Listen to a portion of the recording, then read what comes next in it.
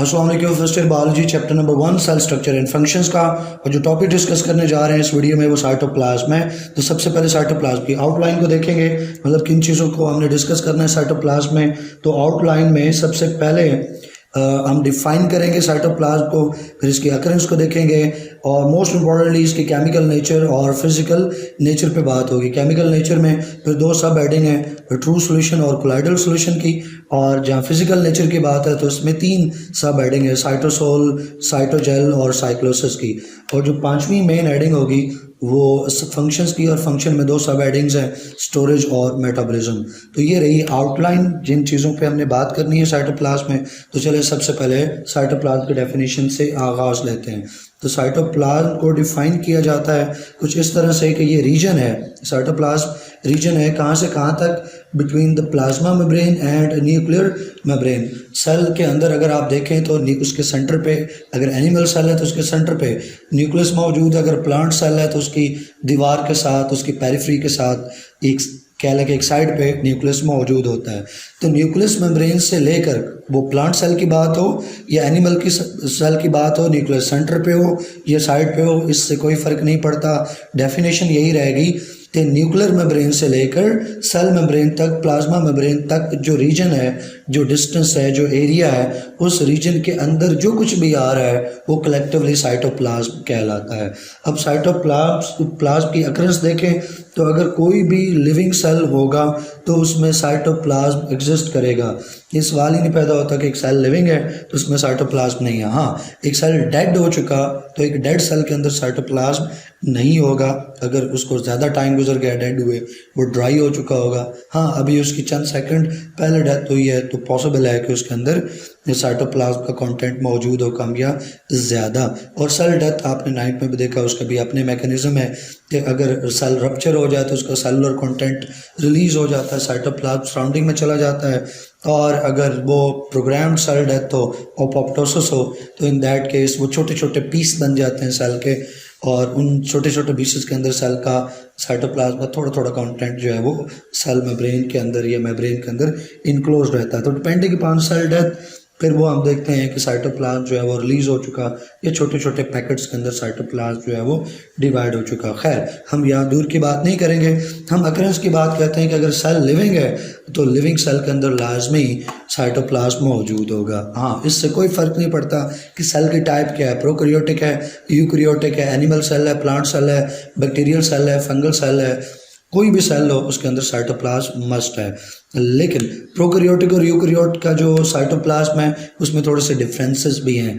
Eukaryote का जो cytoplasm है उसके अंदर साइटोस्केलेटन मौजूद है, और यूकैरियोट के अंदर membrane enclosed, membrane bounded organelles मौजूद होते हैं। मिसाल के तौर पर माइटोकॉन्ड्रिया मौजूद है, अगर वो प्लांट सेल है तो क्लोरोप्लास्ट भी मौजूद होगा, वैक्यूल होगा उसमें, मेम्ब्रेन बाउंडेड ऑर्गेनेल्स के अंदर दूसरे लाइसोसोम वगैरह वो भी आ जाएंगे। तो जो यूकैरियोटिक सेल है उसके अंदर मेम्ब्रेन बाउंडेड ऑर्गेनेल्स मौजूद होते हैं, जबकि जो प्रोकैरियोटिक सेल है, प्रोकैरियोटिक सेल में ना तो साइटोस्केलेटन होता है और ना ही कोई मेम्ब्रेन बाउंडेड ऑर्गेनेल मौजूद होता है। प्रोकैरियोट्स में सिर्फ और सिर्फ एक ही ऑर्गेनेल है और वो है राइबोसोम। राइबोसोम की मेम्ब्रेन नहीं होती, मेम्ब्रेन लेस होते हैं। तो प्रोकैरियोट्स के अंदर किसी तरह का कोई मेम्ब्रेन बाउंडेड ऑर्गेनेल मौजूद नहीं होता। तो ये फ़र्क है, जो यूकैरियोट का साइटोप्लाज्म है उसमें साइटोस्केलेटन और मेम्ब्रेन बाउंडेड ऑर्गेनेल्स मौजूद हैं, जबकि प्रोकैरियोट के साइटोप्लाज्म के अंदर साइटोस्केलेटन और मेम्ब्रेन बाउंडेड ऑर्गेनेल्स नहीं होते। तो दोनों में थोड़ी सी वेरिएशन भी है। नंबर 3 पे हम बात करने जा रहे हैं केमिकल नेचर की। ये इंपॉर्टेंट है, साइटोप्लाज्म में जो मेन चीज़ है वो केमिकल नेचर और फिजिकल नेचर ही है।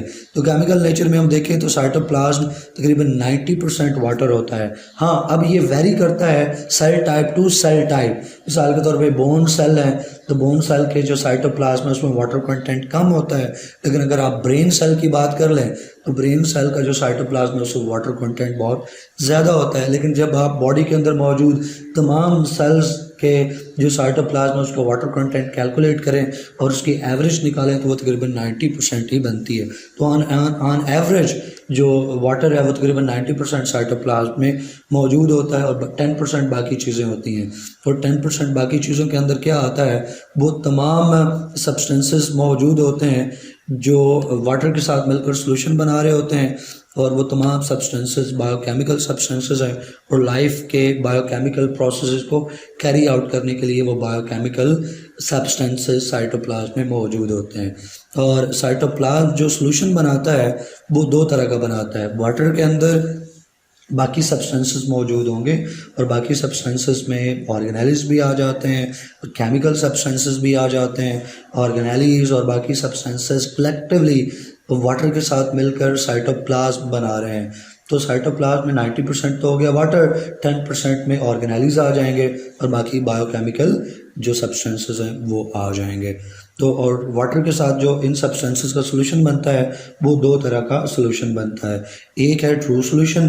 ट्रू सॉल्यूशन की वही जो 9th केमिस्ट्री के अंदर चैप्टर नंबर 6 में सॉल्यूशंस के चैप्टर में आपने पढ़ा, ये सॉल्यूशंस होमोजीनियस मिक्सचर होता है। होमोजीनियस मिक्सचर दो सब्सटेंसेस का, ये दो से ज़्यादा सब्सटेंसेस का जो होमोजीनियस मिक्सचर है वो सॉल्यूशन कहलाता है। और होमोजीनियस मिक्सचर का जो सॉल्यूशन है उसी को ट्रू सॉल्यूशन कहते हैं।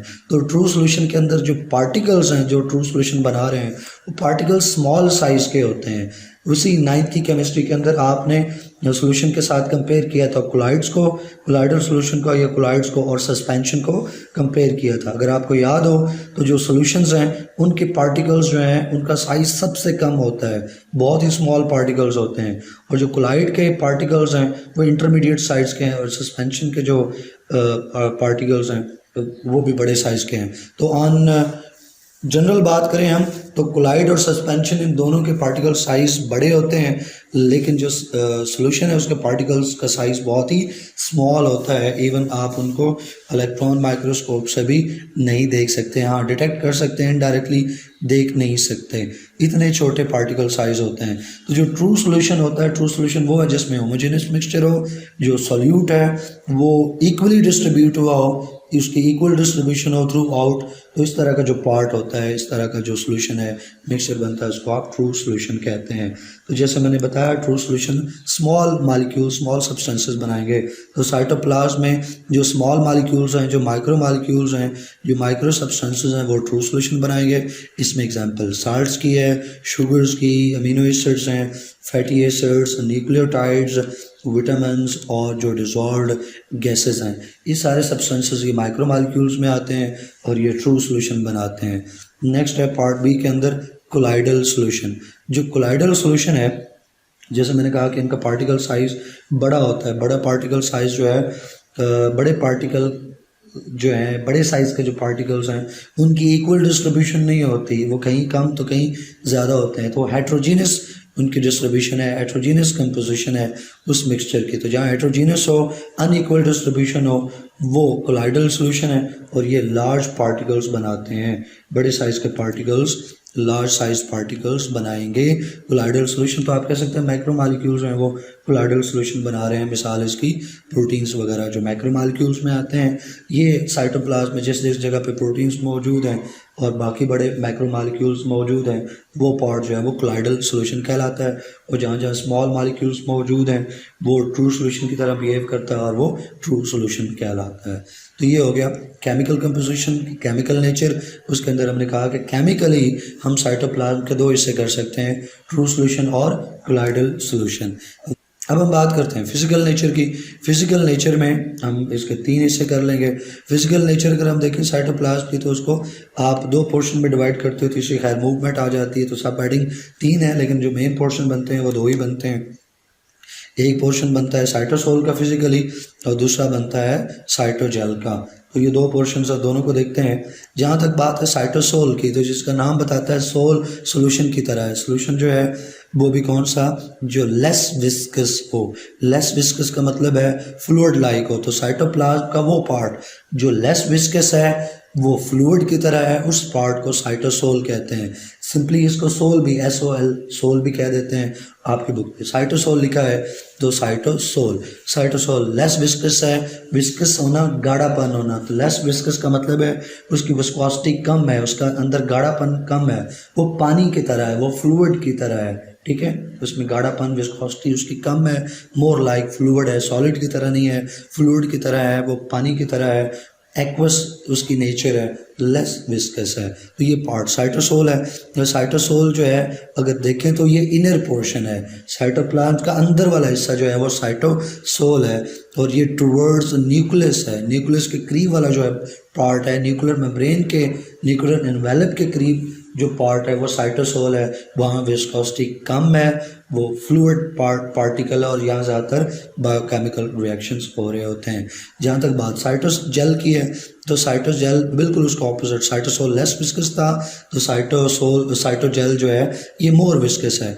अगर साइटोसोल फ्लूइड था तो साइटोजेल जो है वो जेल लाइक है, मोर लाइक सॉलिड है।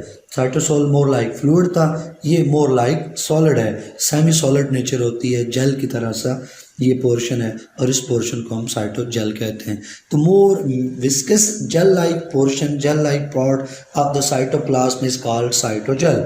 और ये आउटर पार्ट है, साइटोसोल इनर पोर्शन था, ये आउटर पोर्शन है, और आउटर पोर्शन ये पेरिफेरल पार्ट है, यानी ये करीब है न्यूक्लियर मेम्ब्रेन के प्लाज्मा मेम्ब्रेन के करीब है। जो साइटोसोल था ये न्यूक्लियस के करीब थे, और ये जो है ये प्लाज्मा मेम्ब्रेन के करीब है, जैसे लिखा है नीचे towards the plasma membrane. Plasma membrane के जो पार्ट करीब है वो जेल लाइक है, मोर विस्कस है, ज़्यादा गाढ़ा है, आउटर पार्ट है, पेरिफेरल रीजन है, और इसको साइटोजेल कहते हैं। जहाँ तक बात साइटोसोल की है वो लेस विस्कस है, फ्लूइड लाइक है, इनर पोर्शन है, और वो न्यूक्लियस के करीब होता है। तीसरी सब हेडिंग साइक्लोसिस की है। ये साइक्लोसिस मूवमेंट के लिए है। तो ये सर्कुलर स्ट्रीमिंग मूवमेंट्स हैं साइटोप्लाज्म के अंदर। सर्कुलर इनका जो शेप अपीयर होती है उस वजह से नाम आया। स्ट्रीमिंग नाम इसलिए आया कि अगर इनको देखें, ऑब्जर्व करें तो पता चलता है कि जैसे ये आगे ट्रैवल कर रही हो, मूव कर रही हो, प्रोपेगेट कर रही हो, क्योंकि स्ट्रीम वर्ड का मतलब होता है बहना, फ्लो करना, आगे बढ़ना। तो सर्कुलर स्ट्रीमिंग, सर्कुलर शेप की वजह से, स्ट्रीमिंग फ्लो करने की वजह से, तो सर्कुलर स्ट्रीमिंग मूवमेंट्स हैं साइटोप्लाज्म में, और इनको साइक्लोसिस कहते हैं। ये सर्कुलर मूवमेंट्स जनरेट क्यों होती हैं? ये कॉन्ट्रैक्शंस ऑफ द माइक्रोफिलामेंट्स की वजह से। और माइक्रोफिलामेंट्स किसके? साइटोस्केलेटन के। 9th के चैप्टर 4 में साइटोस्केलेटन आपने पढ़ा, वहाँ आपने सीखा साइटोस्केलेटन बना होता है माइक्रोफिलामेंट्स और माइक्रोट्यूब्यूल्स है। और फर्स्ट ईयर की जो बायोलॉजी है इसके अंदर आप पढ़ेंगे कि साइटोस्केलेटन माइक्रोफिलामेंट्स, माइक्रोट्यूब्यूल्स और इंटरमीडिएट फिलामेंट से बना होता है, 3 चीज़ों से बना होता है। तो जो माइक्रोफिलामेंट्स हैं ये कॉन्ट्रैक्टाइल हैं, ये कॉन्ट्रैक्ट करते हैं, रिलैक्स करते हैं, तो इनकी कॉन्ट्रैक्शन से ये मूवमेंट्स जनरेट होती हैं जिनको हम साइक्लोसिस कह रहे हैं। और ये इन मूवमेंट्स का काम क्या है? ये मूवमेंट्स यानी साइक्लोसिस रिस्पॉन्सिबल है of the distribution of cell contents in cytoplasm. Cytoplasm के डिफरेंट एरियाज में, डिफरेंट लोकेशंस के ऊपर डिफरेंट ऑर्गेनेलिज्म मौजूद हैं। तो throughout the cell, throughout the cytoplasm जो सेलुलर कंटेंट है जिसमें आइंस हैं, शुगर्स हैं और बाकी जो माइक्रो मॉलिक्यूल्स और माइक्रो मॉलिक्यूल्स उनको डिस्ट्रीब्यूट करना है, तो सेल कंटेंट की डिस्ट्रीब्यूशन के लिए ये मूवमेंट्स जनरेट की जाती हैं, और ये मूवमेंट्स उन सेल कंटेंट्स को डिस्ट्रीब्यूट करती हैं through out the cytoplasm. Number 5 पे हमारी जो मेन हेडिंग है और लास्ट मेन हेडिंग वो फंक्शंस हैं। 2 मेन फंक्शंस परफॉर्म करता है साइटोप्लाज्म, एक स्टोरेज का और एक मेटाबॉलिज्म का। जहाँ तक बात स्टोरेज की है, जैसे नाम इंडिकेट करता है साइटोप्लाज्म जो है वो स्टोर हाउस के तौर पे एक्ट करता है। मुख्तलिफ यूजफुल सब्सटेंसेस और वेस्ट सब्सटेंसेस जो हैं वो स्टोर करता है। मिसाल के तौर पे आइंस हैं, अमीनो एसिड्स हैं, ग्लूकोज है, और वेस्ट वगैरह में जो मेटाबोलाइट्स हैं, ठीक है, सेकेंडरी मेटाबोलाइट्स जो वेस्ट हैं वो कंटेंट जो सेल ने रिलीज़ करना है, वेस्ट गैसेज हैं जैसे कार्बन डाइऑक्साइड वगैरह, तो वो चीज़ें जो हैं यहाँ पे स्टोर होती हैं और बाद में उनको सेल से रिलीज़ कर दिया जाता है, सिक्रीट कर दिया जाता है, वेस्ट का रिमूवल हो जाता है। लेकिन वक्ती तौर पे, टेम्प्रेरी तौर पे ज़ाहिर बात है वो साइटोप्लाज्म के अंदर ही वो स्टोर होंगी, ठहरेंगी, लेकिन एक टाइम के बाद उस वेस्ट को सेल से, साइटोप्लाज्म से रिमूव आउट कर दिया जाता है। फिर दूसरा है जो पॉइंट जो है वो साइटोजेल का जो पार्ट है, ऊपर हमने पढ़ा कि साइटोप्लाज्म फिजिकली साइटोसोल और साइटोजेल 2 एरियाज में इसको हम डिवाइड कर सकते हैं। तो जो साइटोजेल का पार्ट है ये मेनली जुड़ा हुआ है स्टोरेज के साथ। ज़्यादातर चीज़ों का जो स्टोरेज है वो साइटोजेल में होता है। अब जहाँ तक बात दूसरे फंक्शन की है, और दूसरा फंक्शन है साइट ऑफ मेटाबॉलिज्म, यानी बहुत सारे मेटाबॉलिक रिएक्शंस भी साइटोप्लाज्म में हो रहे होते हैं। और उसकी कुछ एग्जांपल जो हैं हमारी बुक में, हमारे सिलेबस में मेंशन की गई हैं, जैसे ग्लाइकोलाइसिस है, 9th के अंदर आपने ये पढ़ के आया। Glycolysis break down of the glucose है, एरोबिक रेस्पिरेशन हो, एनारोबिक रेस्पिरेशन हो, उसका पहला स्टेप जो है वो ग्लाइकोलाइसिस ही होता है, break down of the glucose. दूसरा काम जो है वो प्रोटीन बायोसिंथेसिस, इसका नाम भी इंडिकेट करता है कि बायोलॉजिकली जो सेल के अंदर प्रोटीन सिंथेसाइज हो रही होती हैं उसको हम नाम देते हैं प्रोटीन बायोसिंथेसिस। ग्लाइकोजिनोलाइसिस, ग्लाइकोजन एक मॉलिक्यूल है, मैक्रो मॉलिक्यूल है। आपने 10th की बायोलॉजी के अंदर एक चैप्टर पढ़ा था, और 10th की जो केमिस्ट्री है उसमें भी एक चैप्टर पढ़ा, वहाँ ग्लाइकोजन का जिक्र आया हुआ है। तो जो ग्लाइकोजन है ये ग्लूकोज की ही एक कम्प्लेक्स फॉर्म है, बहुत सारे ग्लूकोज के यूनिट्स आपस में कंबाइन करें तो ग्लाइकोजन बनता है। तो ग्लाइकोजन को लिवर के अंदर और मसल सेल के अंदर स्टोर कर दिया जाता है। एक्स्ट्रा ग्लूकोज जो हमारी बॉडी में है, एक्स्ट्रा फूड जो हमारी बॉडी में है, तो ग्लूकोज उस एक्स्ट्रा ग्लूकोज को ग्लाइकोजन में कन्वर्ट करता है, और ग्लाइकोजन में कन्वर्ट करके वो लिवर के अंदर वो स्टोर हो जाता है ग्लाइकोजन, ये मसल सेल के अंदर स्टोर हो जाता है।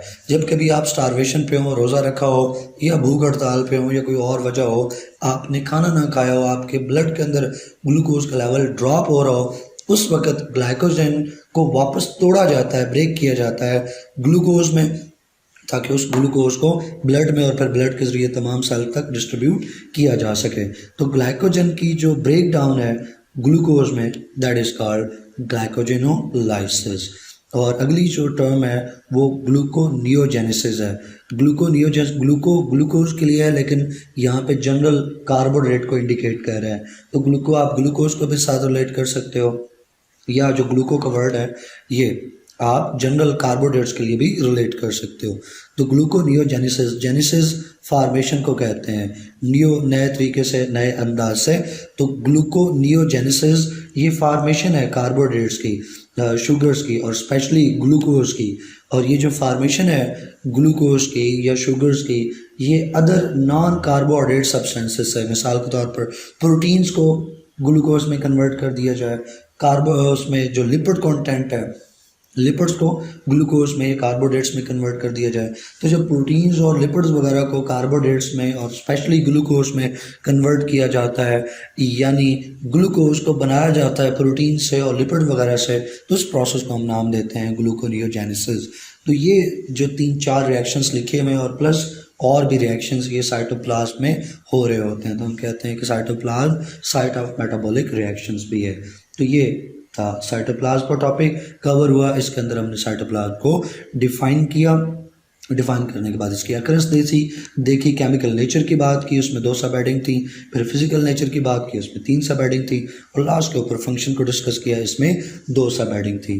तो अगर आपका कोई भी क्वेश्चन हो, क्यूरी हो, तो कमेंट्स में लाजमी पूछें। चैनल पे नए हैं तो इसको सब्सक्राइब करें, चैनल को और वीडियोज़ को अपने दोस्तों और फेलोज़ के साथ शेयर करें, ताकि ज़्यादा से ज़्यादा बच्चों का फ़ायदा हो सके। इंशाल्लाह नेक्स्ट वीडियो लेक्चर के अंदर नेक्स्ट टॉपिक को डिस्कस करेंगे। तब तक के लिए अल्लाह हाफ़िज़।